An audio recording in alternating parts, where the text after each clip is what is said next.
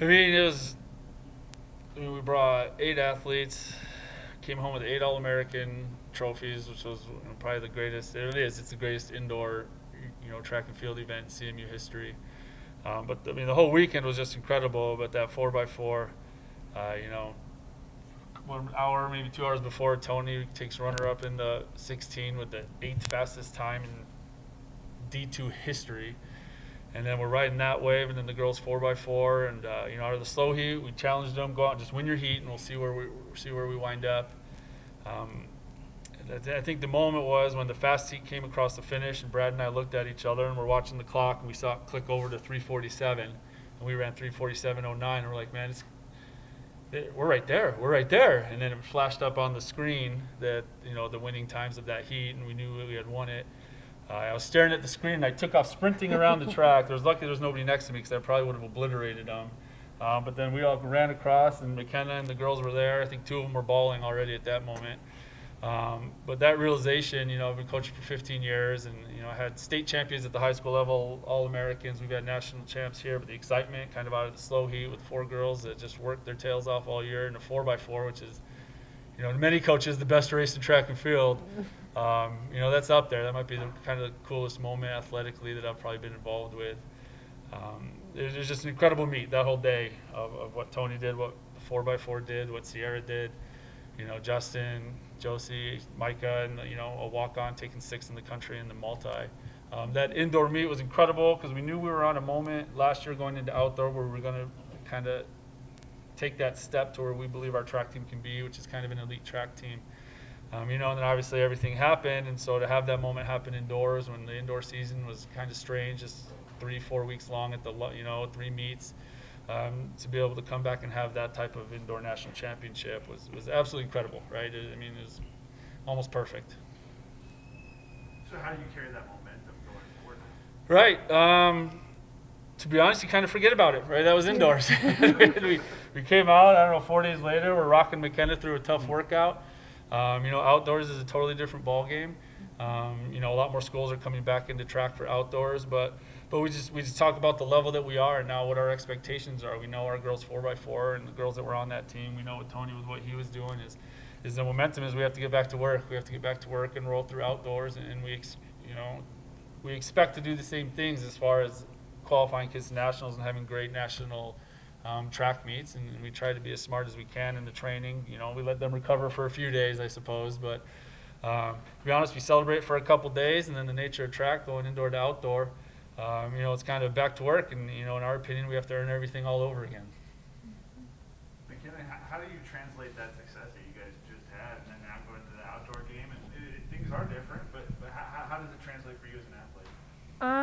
For me as an athlete, I really look at it as probably one of the coolest moments I've ever had as a track athlete. But at the same time, I know that we're not safe, and so even though we won nationals, I still put us to a higher standard of we could do better. We can keep on pushing in workouts because again, outdoors, like he said, a whole different ball game, and just because we've won nationals for indoor doesn't mean we're okay for outdoor. And so our goal is to just keep on progressing in times and work as much as we can in practice, and just hopefully it'll correlate with. Can I ask an ignorant question? What's the main difference that you guys do as far as training between indoor and outdoor? Well, one thing I'd say is different is just the indoor track. We don't get to train on an indoor track, which is fine, but at the same time, the only reason why we were able to run better was because we were able to run in a bank track type deal. Yeah, and so we were able to open up more. But training, it doesn't really change. I'd say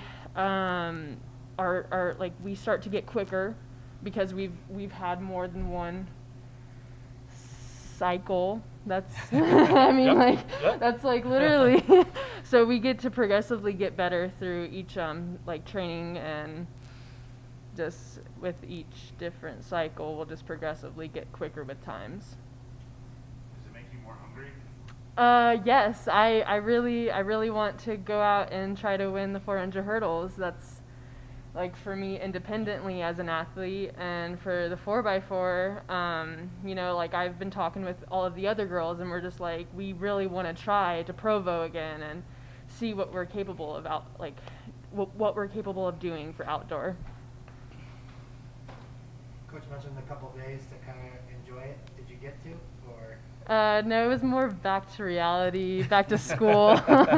Like everybody kept on asking me, is like, oh, are you excited? I'm like, honestly, like it's kind of over with now. It was good in the moment, and now we're just trying to get back into school and whatnot. So It's kind of like a memory you'll have for the rest of your life.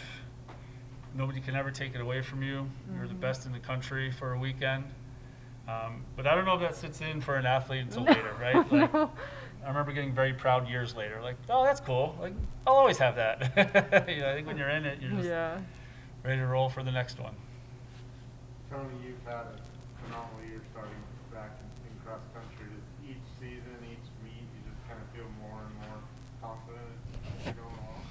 Yeah, I've definitely grown a lot of confidence over the past few seasons, and it's all just been happening all at once, it seems like, in this past year. But yeah, I just can't let it get ahead of myself, and I just know I have to continue to put in the work and the good habits, because yeah, otherwise I'll just start to get too cocky or start, I don't know, not He's be leading as the country good. by Yeah. 4 seconds in the 1500 right now. So yeah, we just keep working through it, right? Right. Yeah. Yeah. Obviously, with spring being here, you know, obviously the baseball is going on, and every time I drive by, there's always something going on at the track. How does it feel, kind of, you know, we have the vaccines now. You mentioned earlier the COVID season, the shutdown, and everything that happened with last year. How does it kind of feel to kind of be where we're at right now, with spring coming around, track off to an awfully successful indoor season, and now coming to outdoor? You gotta kind of feel like you're kind of leading the way, right? Yeah, I don't know if we're leading the way, I guess, but it feels awesome. It feels awesome to feel a little bit of normalcy. You know, our home meet last weekend, and you know, we were allowed to have parents come in and socially distance and watch, but definitely throughout indoors, it did feel different still indoors with no fans and small meets, and there was certainly a different feel. Really until the 4x4 at RMAX, they let the teams actually come in and support their own teams. And so for that race at RMAX, it was like, oh, remember the track? This is really cool. Track is so much fun. And now going into outdoors, it's a very cool feeling. We talk about, you know, how blessed we are to be back doing this, and you know, knowing that we get to go to meets and there's going to be fans, and outdoors does feel a lot more normal, which is really exciting, right? You didn't know things could be taken away until they were. And you're like, oh man, this is terrible. And so to be building back and having that cool feeling of it being a little bit normal is definitely awesome. You guys have a meet coming up next week. Can you run us through what that's all about a little bit?